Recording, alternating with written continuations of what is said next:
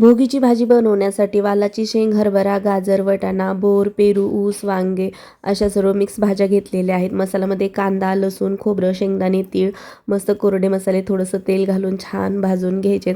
आता भाजलेल्या मसाल्यांची छान बारीक पेस्ट करून घ्यायची मिक्सरला. त्यानंतर एका कढईमध्ये तेल गरम करून चमचाभर जिरे छान फोडणी करून घ्यायची आणि आपण चिरून घेतलेल्या सर्व मिक्स भाज्या 2 मिनिटभर परतून घ्यायच्या. त्यानंतर चवीनुसार मीठ, लाल तिखट, गरम मसाला, धना पावडर, हळद, आणखी आपल्या आवडीप्रमाणे काही सुके मसाले घालायचे असतील तर घालू शकता. त्यानंतर थोडंसं पाणी घालून आपण मसाल्याची जी पेस्ट बनवली ती घालून छान तेल सुटेपर्यंत शिजवून घ्यायचे. त्यानंतर कन्सिस्टन्सी ॲडजस्ट करून पाणी घालायचं. आपल्याला दाटसर पातळ जशी भाजी हवी आहे तसं छान 5 मिनिटे मीडियम आचेवर शिजू द्यायची आणि मस्त अशी झणझणीत आणि अगदी चवीला म्हणजे एकदम भन्नाट अशी असलेली भोगीची भाजी तयार आहे. नक्की ट्राय करा. रेसिपी आवडल्यास व्हिडिओला लाईक, शेअर आणि सबस्क्राईब करा. भेटूयात नेक्स्ट व्हिडिओमध्ये. तोपर्यंत बाय.